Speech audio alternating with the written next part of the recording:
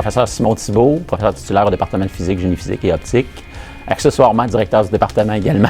J'ai étudié à Québec, ici à l'Université Laval, en génie physique, les années 90, et puis j'ai fait une maîtrise et un doctorat au département de physique, en collaboration avec l'Institut national d'optique. Donc, ça m'a permis de me spécialiser en conception optique parce que ça ne s'enseigne pas ici, la conception optique. D'ailleurs, je suis le seul professeur au Canada qui enseigne la conception optique. Après quelques années à l'INO, je me suis joint, et dans l'entreprise privée, je me suis joint à l'université en 2008. Donc, j'ai toujours eu un faible pour éventuellement revenir à l'université.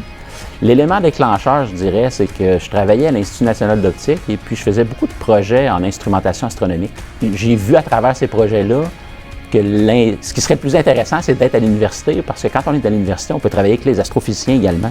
Et puis, ça permet de définir les instruments et non pas juste faire la conception à la fin de l'instrument dans une compagnie privée, mais vraiment de participer à toute l'élaboration des projets. Il y a toujours le mix entre la recherche pure, je dirais, puis la recherche appliquée. Quand on fait un projet et on développe un instrument, il y a toujours une partie nouvelle.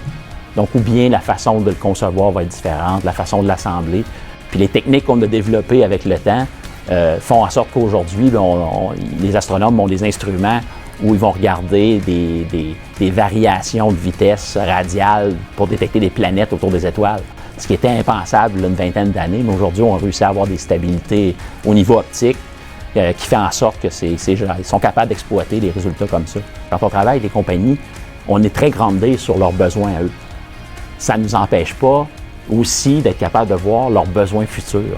Donc, on est capable, à partir des projets de recherche qu'on fait avec ces compagnies-là, on est capable d'imaginer c'est quoi les manques au niveau théorique qu'il nous faut, c'est quoi au niveau fondamental qui manque. Ce que j'essaie de transmettre aux étudiants gradués, puis c'est vrai que j'ai un gros groupe de recherche. Donc, ma motivation, c'est vraiment des outiller pour être capable de bien travailler, d'apporter une bonne contribution pour l'industrie canadienne. Un rêve que j'ai caressé pendant plusieurs années, c'est qu'il y a une conférence en conception optique, une conférence internationale en lens design qu'on appelle EODC. Et ma première fois, c'était en 1998, c'était à Hawaï. Puis je m'étais dit, ça serait bien le fun d'avoir cette conférence-là à Québec. En 2023, on l'a eu à Québec. Ça a pris plusieurs années pour y arriver, mais c'est arrivé. Mais c'est vraiment une reconnaissance par la communauté des concepteurs optiques. Là. Tu dis, quand tu es rendu là, tu as été reconnu par la communauté. Pour être un bon chercheur en 2024, il faut certainement être très passionné.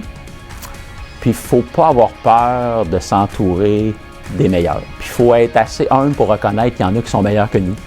Puis justement, d'utiliser tous ces gens-là à notre profit. Quand on applique sur des prix ou quand on regarde pour avoir des prix, on ne sait pas d'avance si...